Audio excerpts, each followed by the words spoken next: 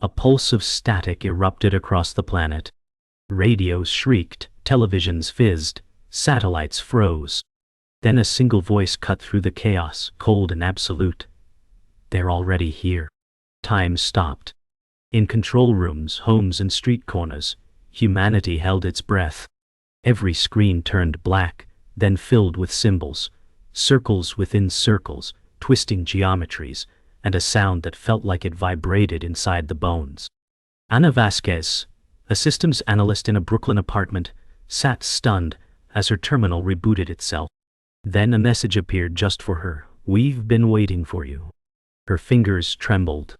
It wasn't just a signal. It was recognition. Outside, sirens began to rise, and a strange hum filled the air. Lights flickered. Power grids surged. The arrival had not just begun, it had already happened. Sirens screamed across the city, but inside Anna's apartment, silence reigned. She staggered back from her desk, heart hammering. Her phone was dead, her internet cut. She tried the window.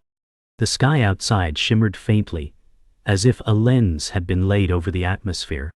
A circular formation glowed above the clouds, too perfect to be natural. "This isn't a hack," she whispered. "It's a presence." Her hands trembled. Static crackled from her speakers again, but no words followed, just a deep frequency resonating in her bones. Anna turned off the power. Nothing changed. The sound was inside her now. She collapsed onto the floor, clutching her head. "What do you want from me?" she cried. And the room answered by falling dark, the silence now deafening. Morning never really came. A dim gray haze replaced sunlight. Anna moved through the streets like a ghost, her face hidden under a hood.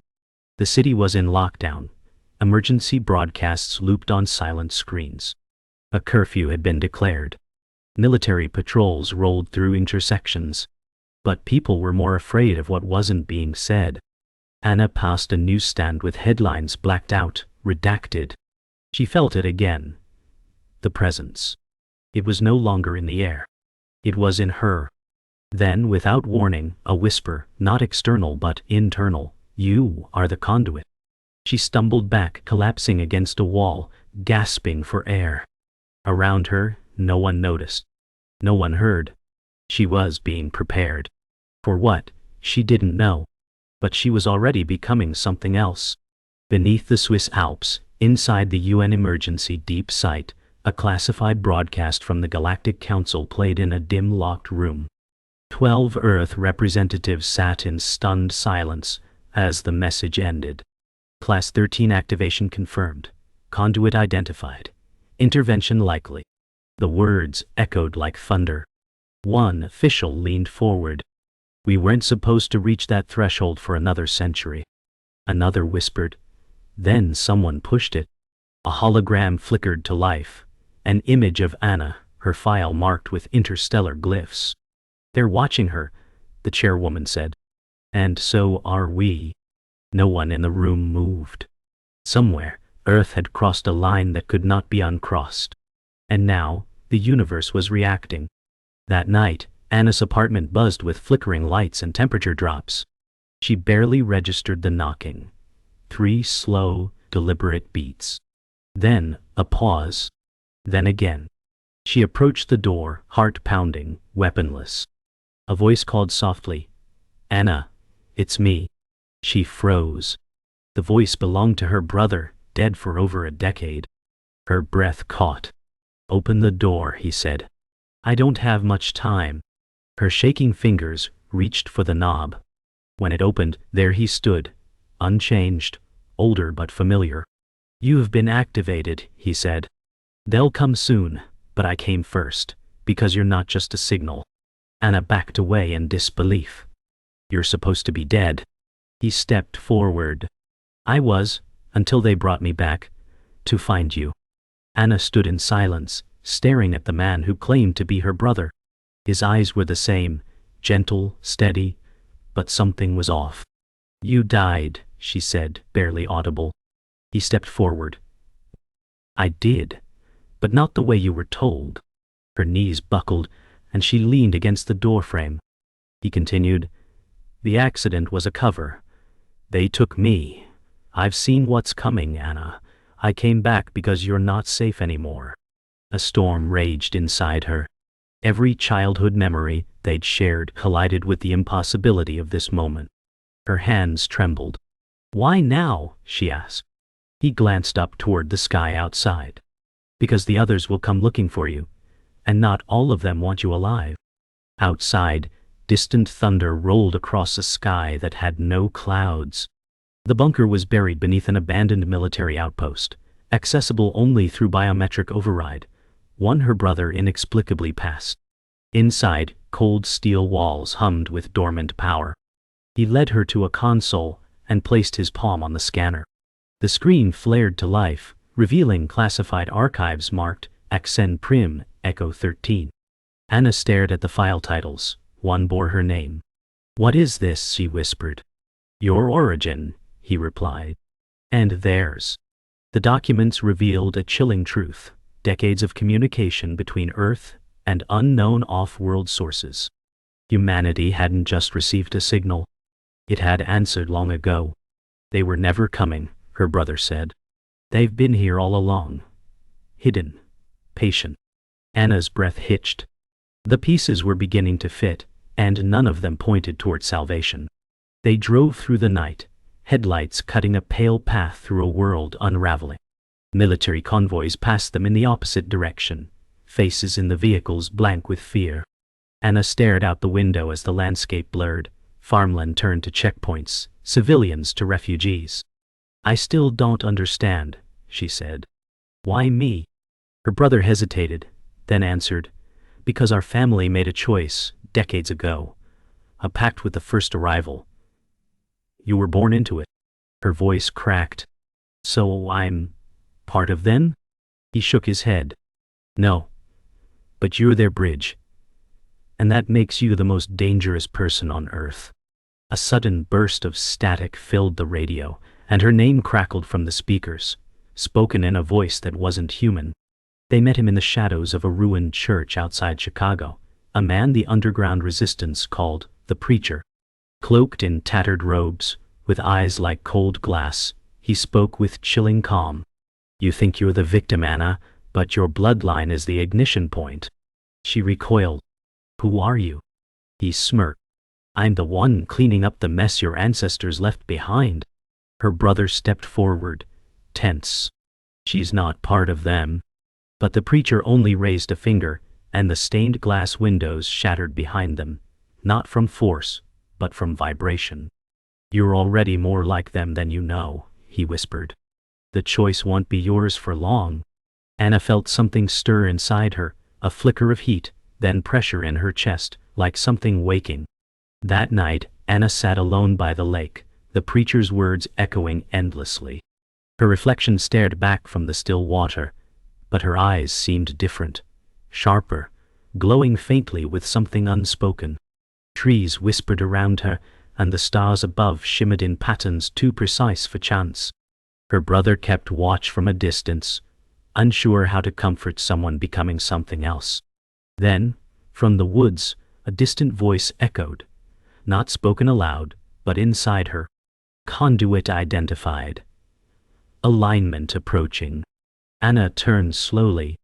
The water behind her began to ripple outward in perfect rings, even though no wind stirred. She whispered, "What am I becoming?" And for the first time the voice within her answered, "What you were always meant to be." Inside a crumbling safe house in Detroit's industrial district, Anna and her brother found walls papered with missing persons, scientists, diplomats, military officers, all vanished without a trace over the last decade. Every name here worked on black-tier alien integration projects, her brother explained. The government didn't lose control. They gave it up. Anna stared at the photos. One of them, a woman, looked eerily familiar. Her mother? But her mother died in childbirth. Her brother stepped forward, voice low. "She didn't die, Anna. She disappeared into this program. She was the first of us." The ground beneath her felt like it was falling away. Her whole life, fabricated. She ran her fingers over the dusty print of the woman's face. And for the first time she didn't feel fear. She felt rage. Later that night, as the siblings reviewed files, Anna's closest ally from her old life, Malik, a cybersecurity analyst, appeared at the door, out of breath and trembling. "I've been looking for you," he said. "They're tracking conduits. You're not safe." Relief washed over her, until her brother stepped forward, tense. "He's lying." Malik froze. "You don't know me." Her brother's voice was cold. "I do. You were activated 2 days ago." Malik's expression twisted, not with confusion, but guilt. His eyes flickered a faint, unnatural hue. "I didn't want this," he said. "But they're inside me now." A sudden force launched her brother across the room. Anna screamed as Malik advanced, face hollow. "It's not personal," he said. "It's programming." Anna raised a weapon with trembling hands. "Then let's rewrite it." They barely escaped. Anna and her brother crawled through a maintenance shaft beneath a government data relay station near Philadelphia. Sweat soaked their clothes, and the hum of alien-modified tech vibrated through the walls. "We're running out of allies," Anna said, crawling beside him. "We never had them," he replied grimly. They dropped into a server room pulsing with bioelectric light. Cables ran like veins along the ceiling, feeding into a single console. Anna approached it, hands trembling, and placed her palm on the surface. The system responded, not with resistance, but acceptance. Files opened automatically. One marked Eclipse showed a diagram of her DNA next to alien glyphs. "They built this system around you," her brother whispered. "You're not just the bridge, you're the key." Deep beneath the relay center, hidden behind false walls, was a preserved chamber, part alien, part ancient human. Strange murals glowed faintly, depicting what looked like humans communing with beings of light. Anna stepped inside, transfixed. "These aren't just messages," she said. "They're memories." Her hand hovered over a symbol carved into the stone. It lit up at her presence. "They've been here for thousands of years," her brother said. "And we've been hiding the truth just as long." Anna stared at the ceiling, where the image of a burning star hovered over Earth. "This isn't invasion," she whispered. "It's return." A low hum began to rise from the walls, as if the room itself had heard her. Something ancient had been stirred. Back above ground, military aircraft screamed across the sky. The world was cracking open. In a remote briefing room in Geneva, masked officials received a live transmission from Earth's classified orbital array. A voice from the transmission said, "Class 13 has reached phase alignment. Subject Alpha is aware." Panic rippled through the room. A woman at the head of the table removed her mask. Anna's mother. Not dead. Not lost. Just hidden. "We proceed as planned," she said calmly. "The galaxy watches, and we won't be the ones left behind." On the screen, an image of Anna flickered, overlaid with coordinates, DNA helix, and a countdown. The operation had never been about stopping the aliens. It had been about harnessing the one human who could control them. Beneath the ruins of an abandoned metro line in Berlin, Anna and her brother were escorted into a hidden sanctuary known as the Lattice, a resistance cell of rogue scientists, ex-military, and alien defectors. The air buzzed with quiet urgency, terminals lighting up as data streamed in from across the globe. A woman with synthetic eyes greeted Anna. "You're the signal they've been waiting for," she said. "But now they're hunting you openly. Phase 4 has begun." Anna glanced around at the technology, a blend of Earth engineering and alien biotech running on energy signatures that hadn't been invented yet. "How long have you known?" she asked. The woman turned toward a pulsing hologram of Earth. "Since before you were born. You were never meant to stay hidden this long." Deep inside the lattice, Anna was taken to an isolation chamber. There in stasis floated a being, half human, half alien, suspended in a translucent gel, its skin shimmering like liquid silver. "This is Subject 0, said the woman. "The first to bond with their neural code." Anna stepped forward, drawn to the being's calm, knowing expression. "What happened to it?" she asked. The woman replied, "It became too human. That frightened them." The subject opened its eyes, piercing and ancient, and locked with Anna's. A flood of visions hit her: earth on fire, stars falling, voices calling her name in thousands of dialects. She staggered back. Her brother caught her. "They're not showing you the future," he said, voice trembling. "They're showing you your past." With data collected from Malik's corrupted neural core, the resistance managed to extract fragments of the enemy's plan. Anna was connected to the interface, a painful process that grafted alien memory to human perception. Inside her mind, she stood in a mirrored black void, surrounded by thousands of versions of herself. Each one bore different scars, different fates. She walked past them, her steps echoing unnaturally. At the center stood a massive construct, the throne, made of light and bone. Sitting upon it was her mother. "We're all pieces of something older," the projection said. "You're the last to wake." Anna reached for her, but her hand passed through. "This is what they're building," she whispered. "A multiverse weapon, and I'm the trigger." Alarms blared through the lattice. An enemy strike team had breached the underground perimeter. Anna, her brother, and a handful of resistance members scrambled toward the extraction tunnel, flanked by collapsing corridors and distant weapon fire. At the tunnel entrance, a gate pulsed with alien energy. "It's a phase shift gateway," shouted a resistance tech. "It'll get you out, but only her code can open it." Anna stepped forward, instincts overriding fear. Her hands glowed faintly as she reached for the gate, and it responded, splitting open like liquid metal. Behind them, explosions rippled closer. She turned to her brother. "We can't keep running." He nodded. "Then let's choose where to stand." They vanished through the gateway as the ceiling came crashing down. They emerged in a forgotten bunker built beneath the old ruins of Chernobyl, one of the original contact sites. The air was cold, dense with memory. Anna moved through the dust-coated relics of failed experiments and unmarked graves. Her footsteps echoed in a chamber untouched since the 1980s. A large circular hatch lay at the center, sealed and etched with the same glyph that had haunted her since the transmission. "This is where they arrived first," her brother said. Anna placed her hand on the symbol. It pulsed. The door began to open with a groan, revealing a staircase spiraling downward into darkness. "Whatever's down there," she said, her voice steady now. "It's where this war truly began." And she took the first step down. The spiral staircase seemed endless, winding downward into a blackness that felt alive. Each step Anna took echoed like a warning.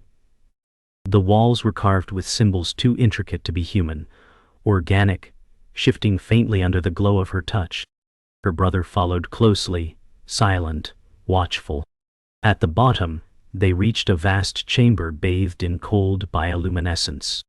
In the center stood a monolithic archive, a tower of pulsing memory crystals embedded in alien stone. Anna approached, drawn by instinct. The crystal nearest to her lit up.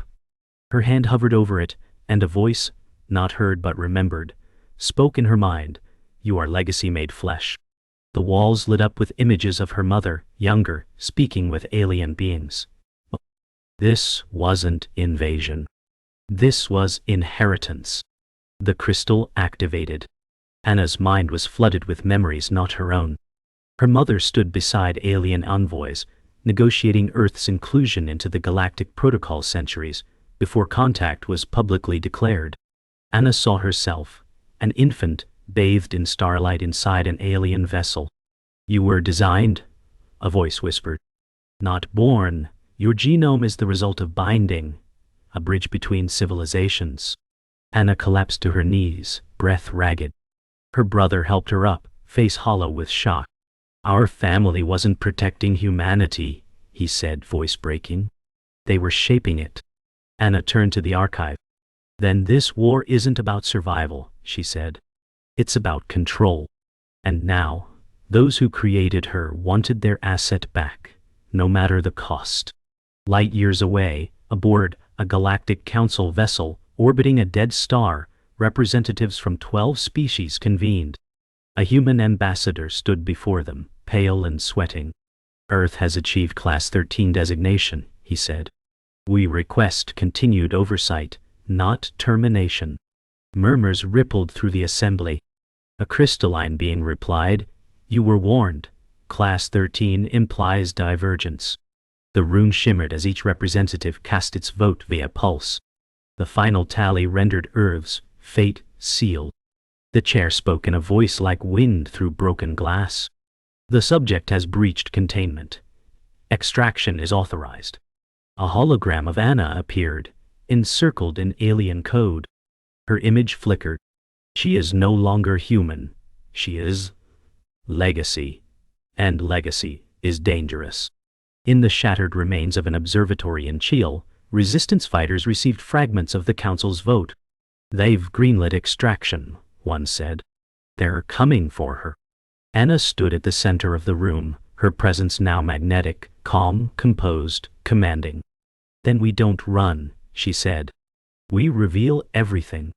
Her brother stepped forward with a hard drive containing Earth's alien communication history. If we broadcast this, everything changes. Anna nodded. Then let the world decide if I'm a threat or a truth they were never meant to know. Outside, lights streaked across the sky, ships descending. Anna turned to the comms.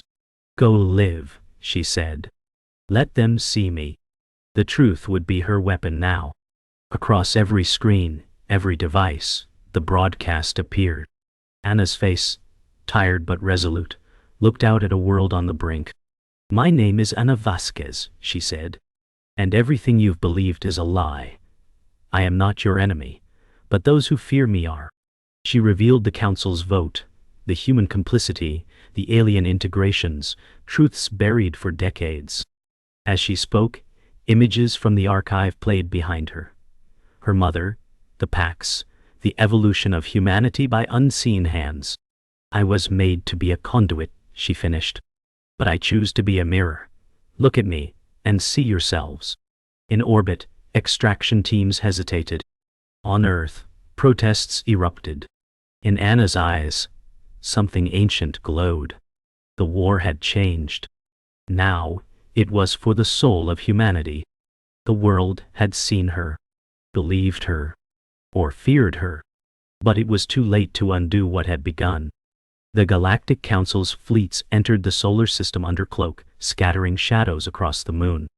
On Earth, chaos erupted between factions, governments that denied Anna's truth, citizens who embraced it, and sleeper agents awakened by the transmission. In the Nevada desert, Anna stood on scorched earth, watching an alien vessel descend like a falling star. Her brother approached, holding the alien artifact they'd recovered in Chernobyl. If they take you, he said, they take our future with you. Anna nodded, eyes locked on the sky. Then, they won't take me. The ground cracked beneath them. The air shimmered. It's not invasion anymore, she said. It's reclamation. As the ship landed, a strike team of hybrid operatives emerged, human in form, alien in motion. They didn't attack. They encircled Anna, waiting. One stepped forward, face blank, voice layered. Ana Vasquez. Stand by for retrieval. We are authorized. She raised her hand. I didn't authorize you. From behind, human soldiers opened fire. Chaos exploded. Her brother pulled her back as gunfire and energy blasts lit up the desert. One hybrid caught her gaze mid-fight, hesitated, and dropped its weapon. She's not what they told us, it muttered before being cut down by a drone. Anna screamed. Dust rose. Fire raged. The battle had begun, not between Earth and aliens, but between truth and the chains that had bound it. Retreating into a ravine cut by ancient tectonics, Anna clutched the artifact as it pulsed violently. Her brother shielded her from falling debris. It's reacting, she gasped. It's sensing with something above. They descended deeper, where time seemed to bend, echoes of her voice coming from ahead and behind. A chamber revealed itself carved into the stone, a control node from the first contact. Alien panels lined the walls, waiting. The artifact leapt from her hand, embedding itself in the central altar. Light exploded outward. "It's giving me a choice," she whispered. "Weaponize the truth, or share it freely." Her brother looked at her, solemn. "Then make the one they never expected." Her hand hovered above the console. The light brightened. Back on the surface, everything halted. Every drone froze. Every hybrid dropped their weapons. The artifact had triggered a network override, Earth's hidden systems exposed. Satellites blinked out. Defense grids shut down. And in the quiet, the Council's voice boomed across all frequencies. "Final notice. Submit the conduit." Anna stepped into the open, hands raised. "I submit nothing," she said. "But I offer something else, truth. To everyone. Everywhere." She activated the console remotely. Across the galaxy, data unlocked. Every suppressed document. Every alien pact. Every lie. Anna's body lifted from the ground, glowing. The Council's ships halted mid-breach. "She's breached containment," a voice whispered in panic. But it wasn't a breach. It was a release. The power faded. Anna collapsed into her brother's arms, barely conscious. Around them, ships withdrew. Council fleets turned. The data flood had worked. They couldn't unsee it. Couldn't deny it. Humanity had been manipulated, but so had its oppressors. In the days that followed, Earth stood still. Borders dissolved into conversation. The Council pulled back from its warpath. But Anna didn't celebrate. Her body had changed, coded now with things she couldn't explain. Her eyes reflected stars she'd never seen. She stood alone at the cliff's edge one morning, listening to a sky that still whispered her name. "It's over," her brother said behind her. "No," she replied softly. "It's only the first layer. We haven't seen who sent them yet." The wind answered. The world did not erupt in celebration. It exhaled. In the days that followed Anna's global transmission, governments fractured, religions reinterpreted, and truth flooded in like a tide no dam could stop. There were no more press conferences, only questions. Cities once ruled by noise, now echoed with silence. Humanity was grieving the illusion it had lost. In a quiet park in London, people gathered around a projection of Anna's message. They didn't chant. They didn't cheer.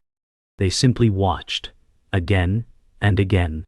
"She changed everything," someone whispered. And not everyone was grateful. Anna had torn the veil from a reality too fragile to bear the weight of its own lies. But for those who could still dream, she became something else. A beginning. Far above Earth, the Council fractured. The exposure of centuries-old manipulations divided the alliance. Some called for Anna's capture.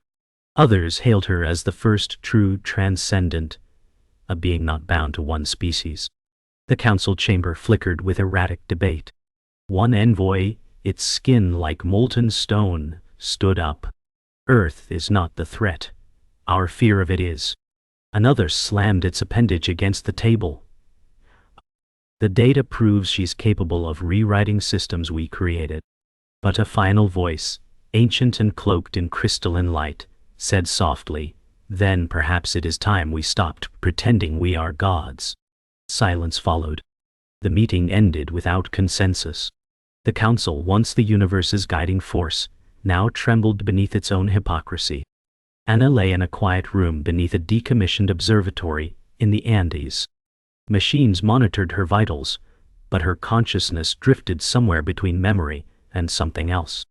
In her mind, she stood at the edge of space, watching twin galaxies collide in slow, beautiful violence. A voice, not hers, not Earth's, whispered, "This was always the design." She turned. An entity, formless, ancient, stood beside her. "What am I now?" she asked. "You are the consequence," it said. And the answer. Then she awoke. Her brother sat at her bedside, eyes red.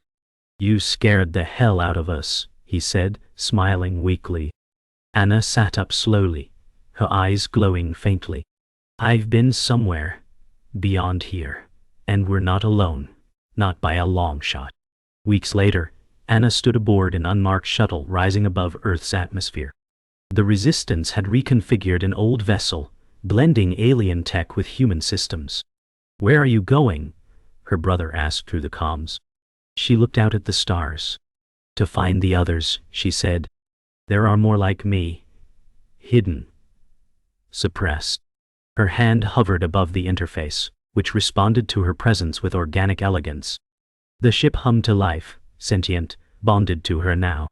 "We were never alone," she said. "We were just isolated." With one final glance at Earth, a world she'd shaken to its core, Anna disappeared into the dark between the stars. But she didn't vanish. She expanded. On Earth, silence lingered in Anna's absence. The transmissions she had released continued to echo across the networks. Humanity had learned the truth. But truth had a cost. Entire governments dissolved. Economies reformed. Beliefs restructured. But people began to build again, not from control, but from clarity. And in the distance, something watched. In a quiet, distant system, a council far older than the one Anna had confronted stirred. They had seen what happened. They had seen her. One voice spoke in a language that turned light into thought. "Earth has awakened." Another replied, "So has the convergence." And in the vast black of space, a new signal pulsed toward Earth. Not a threat, but a test. The story wasn't over. It never was.